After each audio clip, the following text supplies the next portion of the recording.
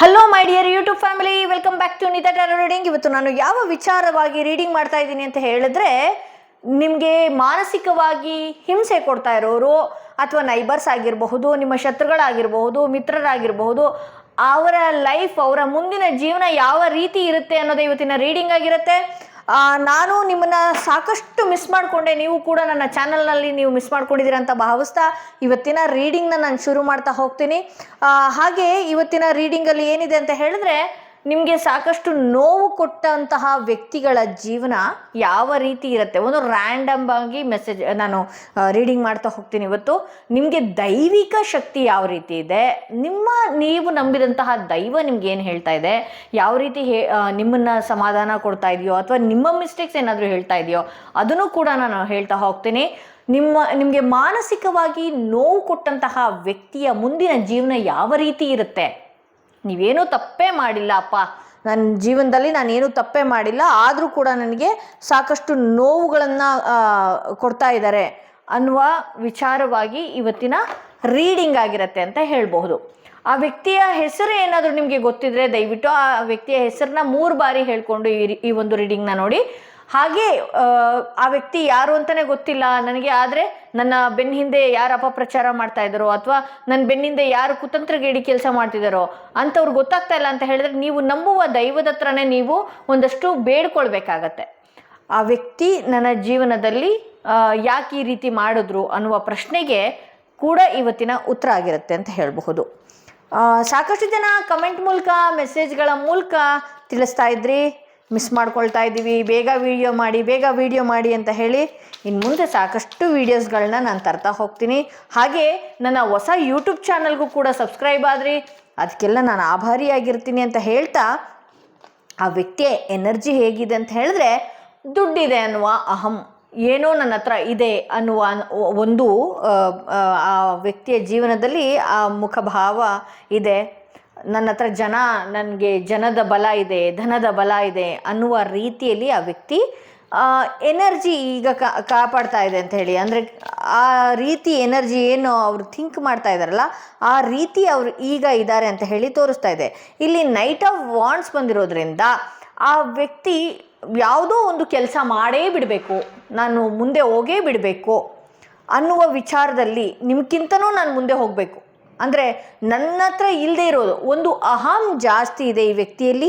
ಹಾಗೆ ಇಲ್ಲಿ knight of wands ಬಂದಿರೋದ್ರಿಂದ ನಿಮ್ಮಕ್ಕಿಂತ ಮುಂಚಿತವಾಗಿ ನನ್ನ ಜೀವನ ಸೆಟಲ್ ಆಗಬೇಕು, ಅಥವಾ ನಿಮ್ಮ ಮುಂದೆ ನಾನು ಒಂದು ದೊಡ್ಡ ಹೆಸರು ತಗೊಂಡಿರುವಂತಹ ರೀತಿಯಲ್ಲಿ ಇರಬೇಕು, ಅಥವಾ ಜನಗಳ ಮುಂದೆ ನಾನು ಅನ್ನುವ ಅಹಂ ಈ ವ್ಯಕ್ತಿಗೆ ಕಾಡ್ತಾ ಇದೆ ಅಂತ. ಹಾಗೆ ಇಲ್ಲಿ ನೈಟ್ ಆಫ್ ವಾಂಡ್ಸ್ ಬಂದಿರೋದ್ರಿಂದ ಈ ವ್ಯಕ್ತಿಗೆ ಅಂದರೆ ಏನು ಮಾಡ್ತಾ ಇದ್ದಾರೆ ಅಂತ ಹೇಳಿದ್ರೆ, ಅವರು ನಿಮ್ಮನ್ನು ಎಲ್ಲಿ ನೀವು ಮುಂದುವರೆದು ಬಿಡ್ತೀರೋ ಅನ್ನುವ ಮೈಂಡ್ಸೆಟ್ಟೇ ತಲೆಯಲ್ಲಿ. ಆ ವಿಚಾರವಾಗಿ ಈ ವ್ಯಕ್ತಿ ತುಂಬ ನಿಮ್ಮ ವಿಚಾರವಾಗಿಯೇ ಈ ವ್ಯಕ್ತಿ ತುಂಬ ತಲೆ ಕೆಡಿಸ್ಕೊಳ್ಳುವಂಥದ್ದಿದೆ ಅಂತ ಹೇಳಿ ತೋರಿಸ್ತಾ ಇದೆ. ಇಲ್ಲಿ ಪೇಜ್ ಆಫ್ ಸ್ವಾರ್ಡ್ಸ್ ಬಂದಿದೆ. ಇಲ್ಲಿ ಪೇಜ್ ಆಫ್ ಸ್ವಾರ್ಡ್ಸ್ ಬಂದಿರೋದ್ರಿಂದ ಏನಾಗುತ್ತೆ ಅಂತ ಹೇಳಿದ್ರೆ, ಈ ವ್ಯಕ್ತಿ ನಿಮಗೆ ಎಷ್ಟರ ಮಟ್ಟಿಗೆ ಹರ್ಟ್ ಮಾಡಬೇಕು, ಜನಗಳ ನಡುವೆ ನೀವು ಕೂತಾಗಿರಬಹುದು, ಅಥವಾ ನೀವೇ ಕಾಂಪ್ರಮೈಸ್ ಆಗಿ ಈ ವ್ಯಕ್ತಿ ಹತ್ರ ಮಾತನಾಡೋಕ್ಕೆ ಹೋದಾಗಿರಬಹುದು, ಈ ವ್ಯಕ್ತಿ ನಿಮಗೆ ಎಷ್ಟರ ಮಟ್ಟಿಗೆ ಹರ್ಟ್ ಮಾಡೋದಕ್ಕೆ ಸಾಧ್ಯ ಅದು ಎಲ್ಲನೂ ಕೂಡ ಮಾಡ್ತಾರೆ. ಬೇರೆ ಬೇರೆ ಯೋಚನೆಗಳನ್ನ ಬರ್ತಾ ಇರುತ್ತೆ ಆ ವ್ಯಕ್ತಿಗೆ. ಏನಂತ ಹೇಳಿದ್ರೆ, ನೀವು ಆ ವ್ಯಕ್ತಿ ಕಡೆ ಗಮನನೇ ಕೊಡದೇ ಇದ್ರೂ ಕೂಡ ಈ ವ್ಯಕ್ತಿ ಏನು ಮಾಡ್ತಾ ಇದ್ದಾರೆ ಅಂತ ಹೇಳಿದ್ರೆ, ಸಾಕಷ್ಟು ನಿಮ್ಮ ಬಗ್ಗೆನೇ ಮೆಲ್ಕು ಹಾಕುವಂಥದ್ದು, ಮುಂದಿನ ಯೋಚನೆ ಮಾಡುವಂಥದ್ದು. ನೀವದು ಯೋಚನೆ ಮಾಡದೇ ಇದ್ರೂ ಕೂಡ ಎಲ್ಲಿ ಏಳಿಗೆ ಆಗಿಬಿಡ್ತೀರೋ ಅನ್ನುವ ಒಂದು ವಿಚಾರವಾಗಿ ಈ ವ್ಯಕ್ತಿ ನಿಮ್ಮ ಬಗ್ಗೆನೇ ತುಂಬ ತಲೆ ಕೆಡಿಸ್ಕೊಳ್ಳುವಂಥದ್ದೇ ಆಗ್ತಾ ಇದೆ ಅಂತ ಹೇಳಿ ತೋರಿಸ್ತಾ ಇದೆ. ಅದು ಯಾರಾದರೂ ಆಗಿರ್ಬೋದು, ನಿಮ್ಮ ನೈಬರ್ ಆಗಿರ್ಬೋದು, ನಿಮ್ಮ ಶತ್ರುಗಳಾಗಿರಬಹುದು, ಮಿತ್ರರಾಗಿರಬಹುದು, ಏನೇ ಇರಬಹುದು. ಓಕೆ, ಇಲ್ಲಿ ನೈಟ್ ಆಫ್ ಪೆಂಟಿಕಲ್ಸ್ ಬಂದಿದೆ.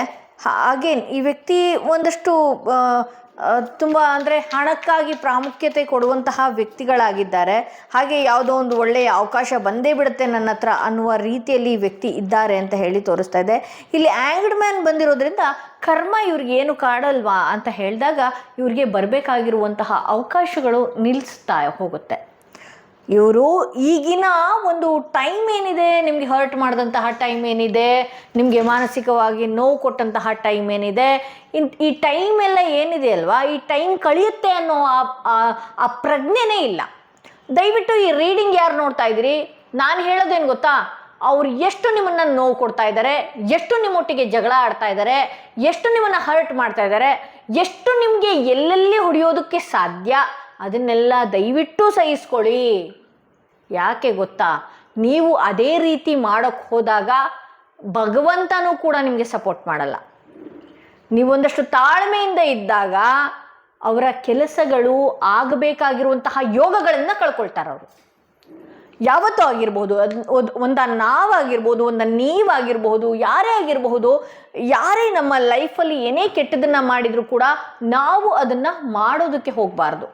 ಬಿಕಾಸ್ ನಮ್ಮ ಜೀವನದಲ್ಲಿ ಬರಬೇಕಾಗಿರುವಂತಹ ಯೋಗಗಳನ್ನು ಕಳ್ಕೊಂಡ್ಬಿಡ್ತೀವಿ ನಾವು. ಆಮೇಲೆ ಸುಮಾರಷ್ಟು ದೇವರುಗಳನ್ನ ಹೋಗೋದು, ಬೇಡೋದು, ನಿನಗೆ ಅರ್ಚನೆ ಮಾಡಿಸ್ತೀನಿ, ನಿನಗೆ ಅಭಿಷೇಕ ಮಾಡಿಸ್ತೀನಿ, ನಿನಗೆ ಅದು ಮಾಡ್ತೀನಿ, ನನಗೆ ಜಪ ಮಾಡ್ತೀನಿ, ಎಲ್ಲೂ ಕೈ ಹಿಡಿಯಲ್ಲ ಭಗವಂತ ಅವನು. ನೀನು ಏನು ಮಾಡಿದ್ಯಾ? ಕೆಲವ್ರು ಹೇಳ್ತಿರಲ್ಲ, ನಾನು ಎಷ್ಟೆಲ್ಲ ಪೂಜೆ ಮಾಡಿದೆ, ಪುನಸ್ಕಾರ ಮಾಡಿದೆ, ನೀನೇನು ತಪ್ಪು ಮಾಡಿದ್ಯಾ ಅಂತ ನೀವೇ ಕೂತ್ಕೊಂಡು ಯೋಚನೆ ಮಾಡಿ. ದಯವಿಟ್ಟು ನಿಮ್ಮ ಲೈಫಲ್ಲಿ ಹೌದು ಅಹಂ ಜಾಸ್ತಿ ಇರೋದ್ರಿಂದ ನಾನೇ ಅನ್ನುವ ಅಹಂಕಾರದಲ್ಲಿ ಮೆರಿತಿರುವಂತಹ ವ್ಯಕ್ತಿಗಳು ನಿಮ್ಮನ್ನು ತುಳಿಯೋದಕ್ಕೆ ಪ್ರಯತ್ನ ಮಾಡ್ತಾ ಇದ್ದಾರೆ. ದಯವಿಟ್ಟು ಅವ್ರು ಏನು ಮಾಡ್ತಿದ್ದಾರೆ ಅದಕ್ಕೆ ಒಂದು ದಾರಿ ಕೊಟ್ಬಿಡಿ. ಬಟ್ ಆದರೆ ನಿಮಗೆ ಮಾಡಿದಂತಹ ನೋವಿಗೆ ಈಗ ಅವರ ಸಮಯ ತುಂಬ ಚೆನ್ನಾಗಿದೆ, ಹಾಗಾಗಿ ನಿಮಗೆ ಎಲ್ಲ ಕಡೆನೂ ನೋವು ಕೊಡ್ತಾ ಇದ್ದಾರೆ. ಆದರೆ ನಿಮಗೆ ಕೊಟ್ಟಂತಹ ನೋವಿಗೆ ಆ ವ್ಯಕ್ತಿಗಳು ಒಂದು ಶಿಕ್ಷೆನ ಅನುಭವಿಸ್ತಾರೆ. ಯಾವ ರೀತಿ ಅಂತ ಹೇಳಿದ್ರೆ, ಇಲ್ಲಿ ಬರುವಂತಹ ಅವಕಾಶಗಳನ್ನು ಕಳ್ಕೊಳ್ಳುವಂಥದ್ದು, ನಾನು ಏನು ಮಾಡಿಬಿಟ್ಟೆ ಅನ್ನುವಂತಹ ಬ್ಲ್ಯಾಂಕ್ನಲ್ಲಿ ಕೂತ್ಕೊಳ್ಳುವಂಥದ್ದು. ಹಾಗೆ ಇಲ್ಲಿ ಎಂಪರರ್ ಕಾರ್ಡ್ ಬಂದಿರೋದ್ರಿಂದ ಇಲ್ಲಿ ಏನು ಬಿದ್ರು ಮೀಸೆ ಮಣ್ಣಾಗಲಿಲ್ಲ ಅನ್ನುವ ರೀತಿಯಲ್ಲಿ ಆ ವ್ಯಕ್ತಿ ಕಾಣ್ಕೊಳ್ಳೋದಕ್ಕೆ ಶುರುವಾಗ್ತಾರೆ. ಆದರೆ ಅವರ ವೈಯಕ್ತಿಕ ಜೀವನದಲ್ಲಿ ಇಲ್ಲಿ ಫೂಲ್ ಅಂದರೆ ಅವ್ರು ಅಂದ್ಕೊಂಡ್ರೆ, ಅಂದರೆ ನನಗೇನು ಆಗೋದಿಲ್ಲ, ನಾನು ಮಾಡಿದ್ದೇ ಸರಿ, ನಾನು ಇರೋದೇ ಹೀಗೆ ಅಂತ ಅಂದ್ಕೊಂಡ್ರೆ ಇಲ್ಲಿ ಫೂಲ್ ಕಾರ್ಡ್ ಬಂದಿದೆ, ಅವ್ರನ್ನೇ ಮೂರ್ಖರನ್ನಾಗಿ ಮಾಡುತ್ತೆ. ಇಲ್ಲಿ ನೋಡಿ ಆ್ಯಂಡ್ ಔಟ್ಕಮ್ ನೋಡಿ, ಔಟ್ಕಮ್ ಕಾರ್ಡ್ ಈ ರೀತಿ ಬರ್ತಾ ಇರೋದ್ರಿಂದ ಮೆರೆದೆ ನೀನು, ಅಹಂಕಾರ ತೋರದೆ ನೀನು, ಬಾಯಿಗೆ ಬಂದಂತೆ ಮಾತನಾಡದೆ, ಅವಕಾಶಗಳು ಸಿಕ್ಕಾಗ ಅದನ್ನು ಬೇರೆ ರೀತಿ ದುರುಪಯೋಗ ಪಟ್ಕೊಂಡೆ, ಯಾರ ಬೆಲೆ ತಿಳಿದಲೆ ನೀನು ಆಟ ಆಡದೆ, ಅಲ್ಲಿ ಕೊನೆಗೆ ಲಾಸ್ಟಿಗೆ ಏನಾಗ್ತೀರಾ, ಮಂಕಾಗ್ತಾರೆ, ಅವ್ರಿಗವರೇ ಮಂಕಾಗ್ತಾರೆ. ದುಡುಕಿ ಏನೇನೆಲ್ಲ ಮಾಡಿಬಿಟ್ಟೆ ಅನ್ನುವ ಒಂದು ಪರಿಜ್ಞಾನ ಆಗತ್ತೆ. ಆಗ ಅಂಥ ವ್ಯಕ್ತಿಗಳು ನಿಮ್ಮಿಂದನೇ ದೂರ ಆಗಿರ್ತಾರೆ, ನೀವೇ ಅವರನ್ನು ದೂರ ಇಟ್ಟಿರ್ತೀರ. ಯಾಕೆಂದರೆ ಇದು ನಾವು ಯಾರು ಏನೇ ಮಾಡಿದ್ರು ಕೂಡ ಒಂದಷ್ಟು ಕರ್ಮಗಳನ್ನು ನಾವು ತಿನ್ನಬೇಕಾಗತ್ತೆ. ಆ ಕರ್ಮಕ್ಕೆ ಅವರು ಕೊನೆಯಲ್ಲಿ ತುತ್ತಾಗ್ತಾರೆ ಅಂತ ಹೇಳಿ ತೋರಿಸ್ತಾ ಇದೆ. ಇಲ್ಲಿ ನೀವು ನಂಬುವ ದೈವ ನಿಮಗೆ ಏನು ಸಂದೇಶ ಕೊಡ್ತಾ ಇದೆ, ಯಾವ ವಿಚಾರವಾಗಿ ಸಂದೇಶ ಕೊಡ್ತಾ ಇದೆ, ಯಾವ ವಿಚಾರದಲ್ಲಿ ನಿಮಗೆ ಎಚ್ಚರಿಸ್ತಾ ಇದೆ ಅನ್ನೋದು ನೋಡೋಣ. ಇಷ್ಟೆಲ್ಲ ಆಗಿದ್ದಕ್ಕೆ ಮುಂದಿನ ಜೀವನ ಯಾವ ರೀತಿ ಇರುತ್ತೆ ನಿಮ್ಮದು ಅನ್ನುವ ರೀತಿಯಲ್ಲಿ ಭಗವಂತ ಕೊಡ್ತಾ ಇದ್ದಾನೆ ನೋಡೋಣ. ಇಲ್ಲಿ 3 ಕಾರ್ಡ್ ಬಂದಿದೆ. ಇಲ್ಲಿ ಯಾವ ಕಾರ್ಡ್ ನಿಮ್ಮ ಮನಸ್ಸಿಗೆ ತುಂಬಾ ಹತ್ತಿರ ಅನ್ನಿಸ್ತಾ ಇದೆಯಲ್ಲ, ನೀವು ನಂಬುವ ದೈವನ ಒಂದಷ್ಟು ನೆನೆಸ್ಕೊಂಡು ಈ ಒಂದು ಕಾರ್ಡನ್ನ ಸೆಲೆಕ್ಟ್ ಮಾಡ್ಕೊಳ್ಳಿ. ಆ್ಯಕ್ಚುಲಾಗಿ ನಿಮಗೆ ಕರ್ಮ ಮಾಡಿದವರು ಅಥವಾ ನಿಮಗೆ ಏನು ತುಂಬ ಹೊಟ್ಟೆ ಉರಿಸ್ತಂಥವ್ರು ಅಹಮ್ಮಿಂದ ಮೆರಿತಾ ಇದ್ದಾರೆ. ದಯವಿಟ್ಟು ಮೆರೆಯೋದಕ್ಕೆ ಬಿಡಿ. ಇಲ್ಲಿ ನೀವು ನಂಬುವ ದೈವ, ಇಲ್ಲಿ 3 ಕಾರ್ಡ್ಗಳನ್ನ ಇಟ್ಟಿದ್ದೀನಿ, ಆ ಕಾರ್ಡ್ನ ಸೆಲೆಕ್ಟ್ ಮಾಡ್ಕೊಂಡಿರೋ ಅಂತ ಭಾವಿಸ್ತೀನಿ. ಯಾರೆಲ್ಲ ಈ ಕಾರ್ಡ್ನ ಸೆಲೆಕ್ಟ್ ಮಾಡ್ಕೊಂಡ್ರಿ ಅವ್ರಿಗೆ ನೀವು ನಂಬುವ ದೈವ ಏನು ಹೇಳ್ತಾ ಇದೆ, ಬಿ ಅಸರ್ಟಿವ್ ಅಂತ ಹೇಳ್ತಾ ಇದೆ. ನಿಮ್ಮ ಬಗ್ಗೆ ಅಪಪ್ರಚಾರ ಮಾಡುವಂಥದ್ದಾಗಿರ್ಬೋದು, ನಿಮ್ಮ ಶತ್ರುಗಳು ನಿಮ್ಮ ಬಗ್ಗೆ, ನಿಮ್ಮ ಏಳಿಗೆ ಬಗ್ಗೆ ಸಾಕಷ್ಟು ಹೊಡೆತಗಳನ್ನು ಕೊಡ್ತಾ ಇರಬಹುದು.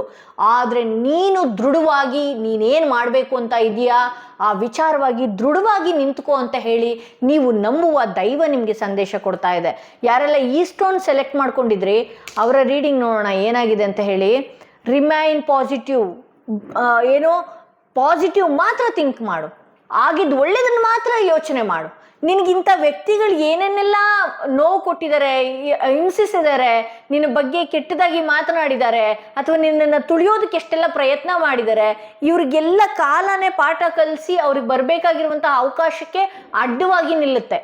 ಏಕೆಂದರೆ ಅವ್ರು ಅನುಭವಿಸ್ಲೇಬೇಕಲ್ಲ, ಆ ಅವಕಾಶಗಳನ್ನು ಕಳೆದು ಬಿಡುತ್ತೆ.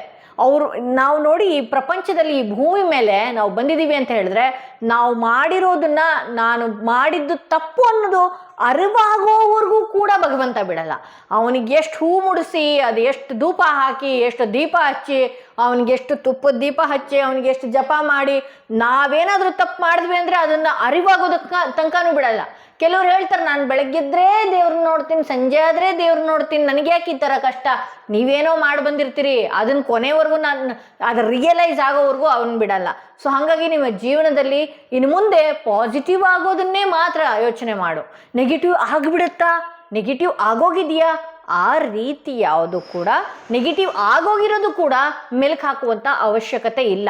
ನಿಮ್ಮ ಜೀವನದಲ್ಲಿ ನೀವೇನಾದರೂ ಎಲ್ಲರಿಗೂ ಒಳ್ಳೆಯದಾಗಲಿ ಅನ್ನುವ ರೀತಿಯಲ್ಲಿ ಬಯಸ್ಕೊಂಡು, ನೀವು ನಂಬಿದಂತಹ ದೈವನ ಏನಾದರೂ ನೆನೆಸ್ಕೊಂಡು ಪ್ರತಿದಿನ ಹೆಜ್ಜೆ ಇಟ್ಕೊಳ್ತಾ, ಇಂಥ ನೆಗೆಟಿವ್ ಪೀಪಲ್ಸ್ಗಳು ಏನಿದ್ದಾರೆ ಅವ್ರ ಕರ್ಮಕ್ಕೆ ತುತ್ತಾಗಿದ್ದಾರೆ ಆಲ್ರೆಡಿ, ಅವರ ಅಹಂಗೆ ಒಂದಷ್ಟು ಅಡ್ಡ ಆಗೇ ಆಗತ್ತೆ, ಒಂದಷ್ಟು ದೊಡ್ಡ ಬಲವಾದ ಹೊಡೆತ ಬಿದ್ದೇ ಬೀಳತ್ತೆ.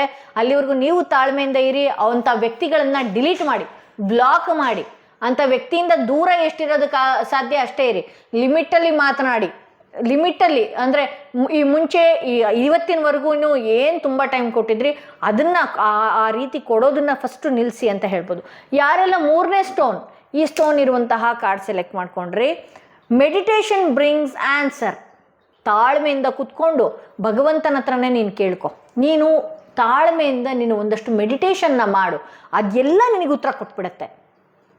ಇಂಥ ಯಾರೇ ನಿಮಗೆ ಮನಸ್ಸಿಗೆ ನೋವು ಕೊಟ್ಟವರು, ಬಹುಶಃ ನೀವು ಯಾವುದೋ ಒಂದು ದೊಡ್ಡ ಮಟ್ಟಕ್ಕೆ ಹೋಗಬೇಕು ಆಗ ಆ ರೀತಿಯಲ್ಲಿ ನಿಮ್ಮನ್ನ ಬದಲಾಯಿಸಿದ್ದಾರೆ, ಅಥವಾ ನಿಮಗಿನ್ನೇನೋ ಒಳ್ಳೇದಾಗಬೇಕು ಹಾಗಾಗಿ ಆ ಮೈಂಡ್ಸೆಟ್ಟಿಗೆ ನಿಮ್ಮನ್ನು ತಳ್ಳಿದ್ದಾರೆ.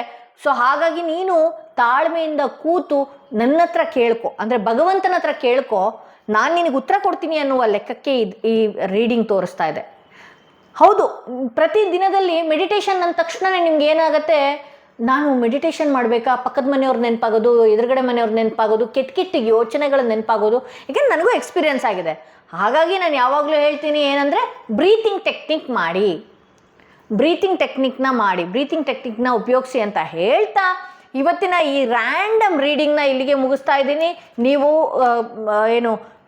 ನಿಮಗೆ ತುಂಬಾ ನೋವು ಕೊಟ್ಟಂತಹ ವ್ಯಕ್ತಿಗಳು ಈಗಿನ ಸಮಯ ತುಂಬ ಚೆನ್ನಾಗಿದೆ, ತುಂಬಾ ಮೆರಿತಾ ಇದ್ದಾರೆ. ಹಾಗಾಗಿ ಮುಂದಿನ ದಿನಗಳಲ್ಲಿ ಕಾಲ ಅವರಿಗೆ ತಕ್ಕ ಪಾಠ ಕಲಿಸುತ್ತೆ, ಬರುವಂಥ ಅವಕಾಶಗಳಿಗೆ ಅಡ್ಡವಾಗಿ ನಿಲ್ಲುತ್ತೆ ಕಾಲ ಅಂತ ಹೇಳ್ತಾ ಈ ವಿಡಿಯೋನ ಇಲ್ಲಿಗೆ ಮುಗಿಸ್ತಾ ಇದ್ದೀನಿ. ಮತ್ತಷ್ಟು ವಿಡಿಯೋದೊಂದಿಗೆ ನಾನು ನಿಮ್ಮನ್ನು ಭೇಟಿ ಆಗ್ತಾ ಇದ್ದೀನಿ. ಯಾರೆಲ್ಲ ಫಸ್ಟ್ ಟೈಮ್ ನನ್ನ ವಿಡಿಯೋ ನೋಡ್ತಾ ಇದ್ದೀರಿ ದಯವಿಟ್ಟು ಸಬ್ಸ್ಕ್ರೈಬ್ ಮಾಡೋದನ್ನ ಮರಿಬೇಡಿ. ಯಾರಿಗೆಲ್ಲ ಇಂಡಿವಿಜುವಲ್ ಪರ್ಸನಲ್ ರೀಡಿಂಗ್ ಸೆಷನ್ ಬೇಕು ಅನ್ನೋದಾದರೆ ಡಿಸ್ಕ್ರಿಪ್ಷನ್ನಲ್ಲಿ ಕೊಟ್ಟಿರುವಂತಹ ನಂಬರ್ಗೆ ಕಾಲ್ ಮಾಡಿ, ವಾಟ್ಸಪ್ ಮುಖಾಂತರ ಅಥವಾ ಕಾಲ್ ಮುಖಾಂತರ ಮುಂಚಿತವಾಗಿ ದಯವಿಟ್ಟು